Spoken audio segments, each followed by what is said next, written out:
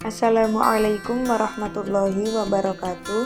Di sini kami dari kelompok 7 yang beranggotakan saya Friska Fani Emilia dan rekan saya Ahmad Faizi dan juga Sinta Wulan akan menjelaskan makalah kami yang berjudul Para Kritikus Perawi Hadis atau Ulama Jarh wa Ta'dil.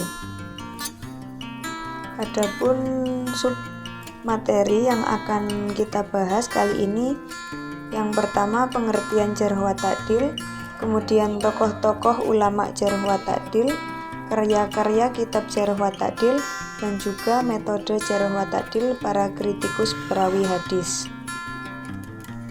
Langsung saja, untuk poin pertama akan dijelaskan oleh teman saya Sinta Wulan. Baiklah, di sini saya akan menerangkan mengenai pengertian al-jarh wa ta'dil. Secara bahasa, al-jarh merupakan isim masdar yang berarti luka yang dapat mengalirkan darah atau sesuatu yang dapat menggugurkan keadalan seseorang. Sedangkan menurut istilah, al-jarh yaitu terlihatnya sifat pada seseorang perawi yang dapat menjatuhkan keadalannya dan merusak hafalannya dan ingatannya, sehingga menyebabkan gugurnya riwayat atau melemahnya hingga kemudian riwayat tersebut ditolak. Kemudian pengertian al-ta'dil yaitu pensifatan perawi dengan sifat-sifat yang mensucikannya sehingga nampak keadalannya dan diterima beritanya. Ada beberapa ulama yang mendefinisikan al-jarh wa ta'dil itu sendiri, yaitu salah satunya ilmu jarh wa ta'dil ialah ilmu yang membahas tentang para perawi hadis dari segi yang dapat menunjukkan keadaan mereka, baik yang dapat mencacatkan atau membersihkan mereka dengan ungkapan atau lafaz tertentu. Dari definisi-definisi di atas dapat disimpulkan bahwasanya ilmu al-jarh wa ta'dil adalah ilmu yang menerangkan tentang cacat-cacat yang dihadapkan kepada para perawi dan tentang pentakdilannya dengan memakai kata-kata yang khusus dan untuk menerima atau menolak riwayat mereka. Kemudian masuk pada pembahasan yang kedua, yaitu tokoh-tokoh ilmu jarh wa ta'dil. Tokoh yang pertama yaitu At-Ta'ifah Al-Mansurah, termasuk di dalam ulama al-jarh wa ta'dil tertentu sebagai orang yang masuk paling pertama, karena beliau merupakan orang yang terdepan di dalam ilmu dan penjagaan atau pembelaan terhadap agama ini atau agama Islam. Al-Imam Al-Bukhari mengatakan bahwasanya At-Ta'ifah merupakan seseorang yang ahli dalam bidang ilmu. Sampai-sampai Al-Bukhari membuat bab tersendiri dalam masalah ini, yaitu kitab Shahih dengan judul Bab Qaulin Nabi Sallallahu Alaihi Wasallam. Tokoh berikutnya yaitu Sa'id ibnu Musayyab, Urwah bin Az-Zubair, Ali bin Al-Husain. Kemudian Muhammad bin Syihab Az-Zuhri. Kemudian yang terakhir yaitu At-Taba'ut Tabi'in, paling terdepan dari mereka adalah Malik Al-Auza'i. Dan yang terakhir yaitu Sufyan bin Sa'id. Kemudian pembahasan berikutnya yaitu mengenai karya-karya kitab jarh wa ta'dil yang akan dijelaskan oleh Mbak Friska Fani Emilia. Poin selanjutnya adalah karya-karya kitab Jarh wa Ta'dil. Banyak sekali kitab-kitab tentang Jarh wa Ta'dil yang disusun oleh para ulama. Di sini kita akan membahas beberapa kitab Jarh wa Ta'dil yang masyhur. Yang pertama ada Al-Jarh wa Ta'dil karya Imam Ibnu Abi Hatim. Kitab ini merupakan salah satu kitab tentang Jarh wa Ta'dil terbesar yang sampai kepada kita. Ibnu Abi Hatim menyusun kitabnya sesuai dengan urutan huruf dalam kamus berdasarkan huruf pertama suatu nama. Maka pada bab alif terdapat bab Ahmad, Ibrahim, Ayub, Adam, dan seterusnya. Jika pada suatu bab terdapat banyak riwayat hidup yang harus disebutkan, ia menyusunnya sendiri menjadi bab-bab berdasarkan permulaan nama ayah masing-masing perawi tersebut. Misalnya, jika pada suatu bab terdapat orang yang bernama Ahmad, ia mendahulukan Ahmad yang ayahnya berupa huruf alif, kemudian Ahmad yang nama ayahnya berupa huruf ba, dan juga seterusnya. Kemudian jika pada bab yang sama terdapat banyak riwayat hidup yang harus disebutkan, ia menyusunnya berdasarkan nama ayah dan kakek masing-masing, sebagaimana yang dilakukan terhadap orang bernama Muhammad dengan nama ayah Abdullah. Jadi setelah disebutkan nama perawi tersebut, akan disebutkan nama ayahnya juga sesuai dengan abjad. Kemudian yang kedua ada Tahdzib at-Tahdzib karya Ibnu Hajar al-Asqalani. Tahdzib at-Tahdzib merupakan karya Ibnu Hajar yang berupaya meringkas dan menyempurnakan kitab Tahdzib al-Kamal karya Al-Mizzi yang oleh Ibnu Hajar dianggap terlalu panjang dan bertele-tele.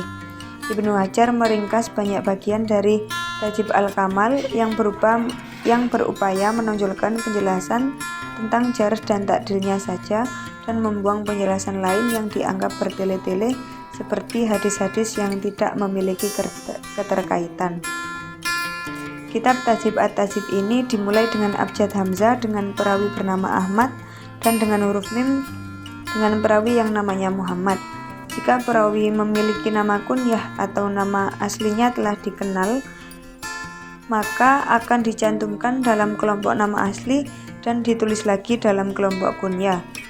Sedangkan jika nama aslinya tidak diketahui atau masih diperdebatkan, maka perawi tersebut dimasukkan dalam kelompok nama kunyah, kemudian ditulis ulang dalam kelompok nama asli. Kemudian yang ketiga ada Tarikh Al-Kabir karya Imam Bukhari. Kitab Tarikh Al-Kabir adalah kitab tentang biografi para periwayat hadis, baik dari kalangan sahabat, tabi'in, ataupun orang sesudahnya. Imam Bukhari menulis kitab ini ketika berumur 18 tahun sebelum beliau menulis kitab Sahih Al-Bukhari. Adapun sistematika penulisannya, yang pertama disebutkan nama rawi, nasab, dan kunyahnya. Kemudian terkadang beliau menyebut sebagian guru dan murid dari perawi tersebut. Imam Bukhari juga menyebutkan beberapa riwayat dari perawi tersebut yang terkadang cukup panjang. Dan Imam Al-Bukhari memberikan komentar tentang hadis dengan menyebutkan ilat atau cacatnya. Kemudian yang keempat ada Tahdzib al-Kamal karya Al-Mizzi. Kitab Tahdzib al-Kamal fi Asma'ir Rijal ini merupakan ringkasan dan penyempurnaan dari kitab Al-Kamal. Kitab ini memuat 8.645 perawi yang disusun menjadi 35 jilid. Adapun sistematika penulisannya, yang pertama memuat guru-guru ashab kutub asita, perawi-perawi kutub asita baik dari kalangan sahabat, tabi'in maupun tabi'ut tabi'in. Kemudian penulisannya disusun secara alfabetis atau mu'jam. Pada bab alif, nama-nama periwayat yang diawali dengan kata Ahmad lebih didahulukan, dan pada bab mim, nama-nama perawi yang diawali dengan kata Muhammad lebih didahulukan. Kemudian menyendirikan para perawi yang terkenal dengan kunyah dan lakopnya, para perawi yang terkenal dengan nama ayahnya, kakeknya, ibunya, pamannya, ataupun yang lainnya, dan juga menyendirikan para perawi yang terkenal dengan nama kabilahnya, negerinya, pekerjaannya, ataupun sejenisnya. Bismillahirrahmanirrahim. Dalam metode jarh wa ta'dil para kritikus hadis terhadap perawi hadis, setidaknya terdapat 4 metode yang digunakan dalam menjelaskan hal ehwal para perawi hadis. Yang pertama, amanah. Amanah digunakan untuk menilai perawi hadis, merupakan kaidah umum yang mereka terapkan dalam menerangkan kebenaran walaupun membawa dampak negatif terhadap diri mereka sendiri. Seperti contoh, Syu'bah ibnu al-Hajjaj pada suatu hari meriwayatkan hadis, lalu dikatakan kepadanya bahwa Sufyan as-Tsauri menyalahi riwayat itu. Mendengar itu, Syu'bah lalu berkata, "Tinggalkan hadis yang aku riwayatkan itu, sebab Sufyan lebih hafal daripada diriku." Artinya, amanah yang harus digunakan untuk hal ehwal perawi itu harus dikedepankan, menjadi prioritas dalam hal ini. Kemudian yang kedua, kecermatan dalam meneliti dan menilai.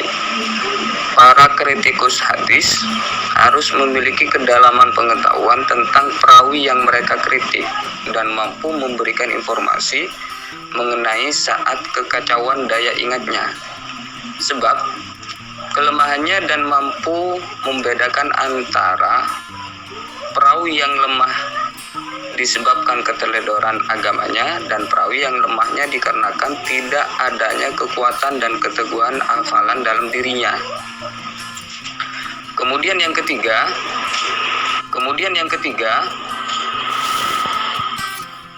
mematuhi etika jarh wa ta'dil dalam menyatakan penilaian, terutama dalam penempatan posisi dalam marotib al-jarh dan marotib al-adalah.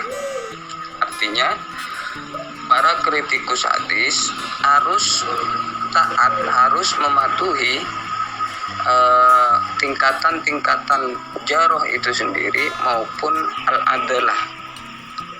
Tidak sembarangan menilai jarh dan tidak sembarangan menilai adil terhadap rawi. Kemudian yang terakhir, para imam ahli hadis yang terjun dalam bidang penjelasan ahli ehwal perawi harus memenuhi kriteria seperti alim, bertakwa, wara, jujur, dan tidak terkena jarh, serta tidak fanatik terhadap sebagian perawi dan mengerti betul sebab-sebab jarh wa ta'dil. Terima kasih. Baiklah, itu tadi penjelasan dari kelompok kami. Ada kurangnya kami mohon maaf.